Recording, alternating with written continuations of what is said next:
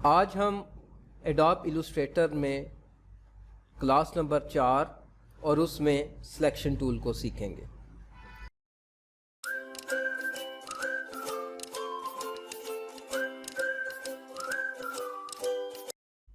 इब्तदा है रब अज़ीम के बाबरकत नाम से, जो दिलों के बेत बखूबी जानता है। देखती आंखों सुनते कानों को शकील अंजुम का सलाम।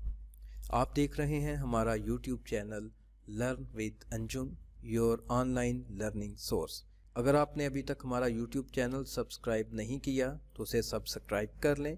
साथ ही बेल की आइकन को क्लिक करके ऑल की ऑप्शन पर क्लिक कर दें ताकि आने वाली हर नई वीडियो का नोटिफिकेशन आपको मिलता रहे।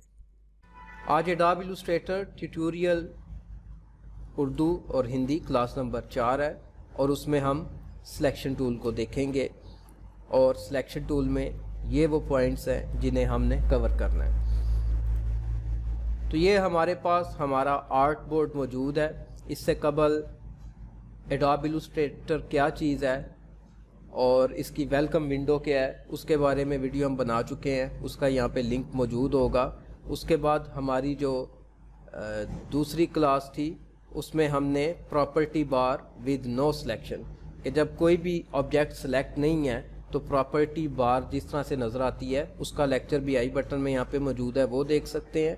और उसके बाद है similar options and similar object, ये भी आपको मैंने बताया था और इसका भी आई बटन में मौजूद होगी वीडियो। और उसके बाद है एडोब इलस्ट्रेटर, उसका ट्यूटोरियल नंबर है ट्यूटोरियल नंबर 4 और इसमें हम सिलेक्शन टूल को देखेंगे। और हमारा अब जो ये आगे का सिलसिला होगा वो इन टूल्स को ही हम लेके चलेंगे, जैसे हम इन पेज या एडोब ये कोरल ड्रा करते रहे या एडोब फोटोशॉप करते रहे। तो डायरेक्ट सिलेक्शन टूल और सिलेक्शन टूल है। तो पहला जो है वो हमारे पास कौन सा है, सिलेक्शन टूल, और इसकी शॉर्टकट की है V। अब इसको लेके हम क्या काम करते हैं, यहाँ पर मैं अगर रेक्टेंगल एक बनाना चाहूँ, मैं यहाँ पे क्लिक करूँ तो फिर ये मुझसे साइज़ पूछेगा कि आपको कितने साइज़ का अपना रेक्टेंगल चाहिए। यहाँ पर ये पिक्सल शो कर रहा है। अगर आपको याद हो तो मैंने फर्स्ट डे जब न्यू आर्ट बोर्ड लेने के बारे में बताया था तो वहाँ बताया था कि हमने इंचज़ में इस पर काम करना है या पिक्सल्स में करना है। तो यहाँ पर अगर मैं 400 बाय 400 लिख देता हूँ तो उससे ये मेरे पास एक 400 बाय 400 की रेक्टेंगल आ चुकी है। तो अभी थोड़ी देर पहले भी एक लेक्चर हुआ है तो उसमें मैंने इसके अंदर फिलिंग की है।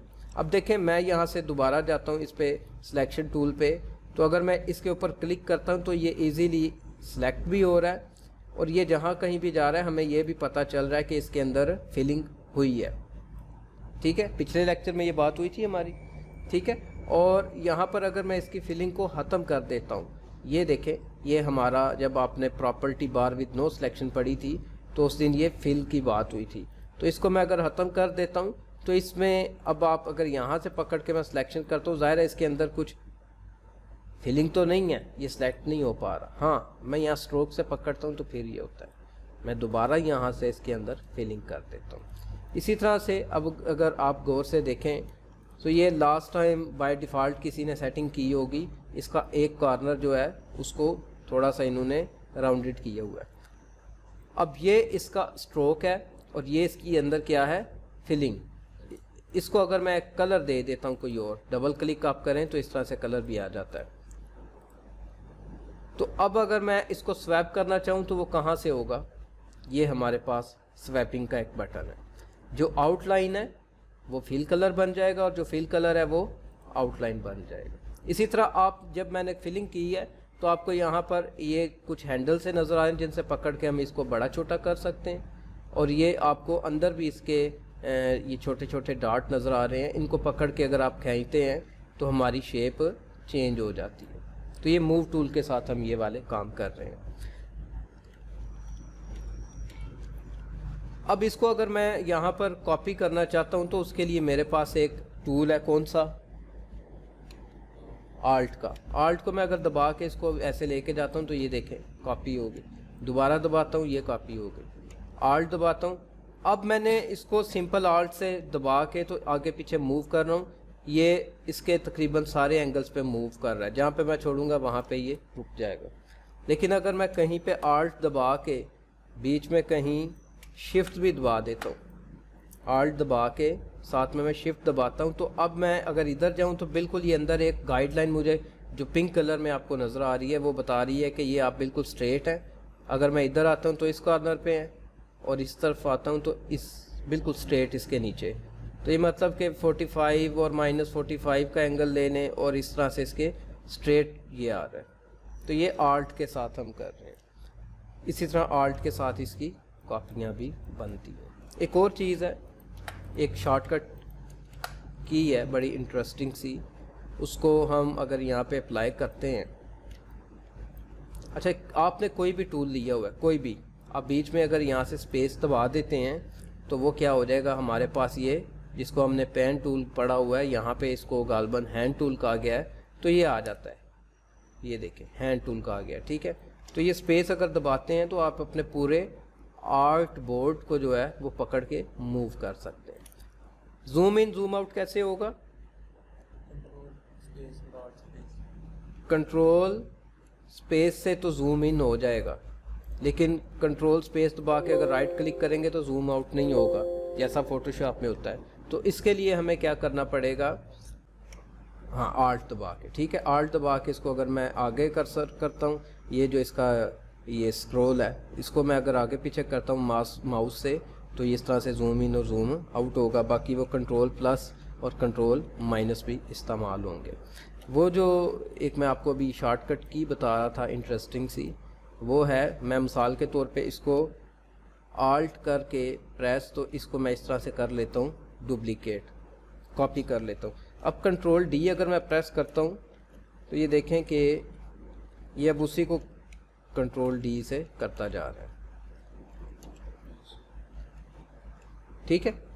और अगर मैं यहाँ से इसको सारे को सिलेक्ट करता हूँ, फिर मैं आल्ट दबा के इस सारे को कर लेता हूँ इस तरह से कॉपी, और अब मैं कंट्रोल डी करता हूँ तो इस तरह से ये पूरी एक जो भी मैंने एंगल रखा था उस एंगल से ये कॉपी हो रहा है, ठीक है। अब आप इसको पकड़ के इसके अंदर फिलिंग करें, जो भी काम करना है कर सकते हैं। इसी तरह से अगर मैं यहाँ से एक पॉलीगन शेप ले लेता हूँ, अच्छा, यहाँ पर अगर आप आल्ट प्रेस करके क्लिक करते जाएंगे तो ये शेप खुद ब खुद आती जाएंगी। मरकज़ हमारा इस टाइम ये याद रखें कि आज है ये सिलेक्शन टूल ही है, लेकिन उसके साथ ये चंद एक छोटे मोटे टूल इस्तेमाल करके मैं आपको सिलेक्शन टूल के इस्तेमाल बता रहा हूँ कि इससे ये वाले काम हम कर सकते हैं, ठीक है। तो यहाँ से अब मैं अगर इसको पकड़ के कुछ इस तरह से खींचता हूँ, और ज़्यादा मुनासिब अगर करना हो तो फिर वही बात कि मैं इसको पकड़ के साथ शिफ्ट दबा देता हूँ और ये बिल्कुल स्ट्रेट आए। अब मैं इसी को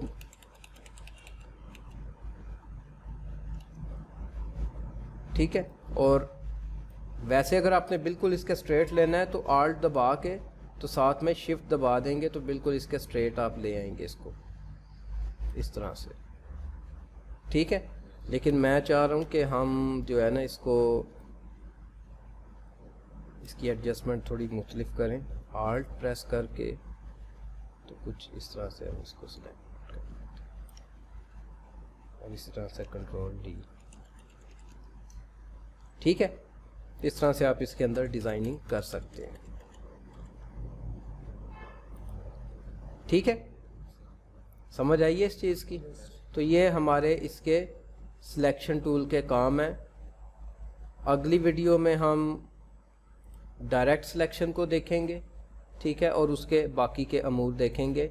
यहाँ पर हमने इस टाइम जो सिलेक्शन टूल ले रखा था और उसके साथ रेक्टेंगल टूल लेके तो हमने फिलिंग भी देखी इसकी, देखें ये फिल है अंदर से, और इसको हमने स्वैप करके भी देखा। इसी तरह से हम यहाँ से ये इसको ट्रांसपेरेंट कलर दे सकते हैं, ग्रेडियंट जो होता है, ठीक है। और इसी तरह से हम इसकी फिलिंग को ख़त्म भी कर सकते हैं। यहाँ से हम इसको स्वैप करें तो फिलिंग कलर इसका आउटलाइन में और आउटलाइन फिलिंग में चला गया। मैं यहाँ से इसकी एक दफ़ा फिलिंग करके और आउटलाइन करके बताता हूँ आपको कि ये देखें किस तरह से।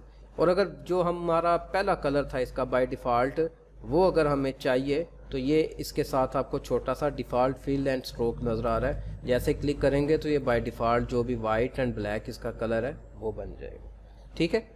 समझ आ गई आपको? काफ़ी है ये, इसको रिपीट कर लें।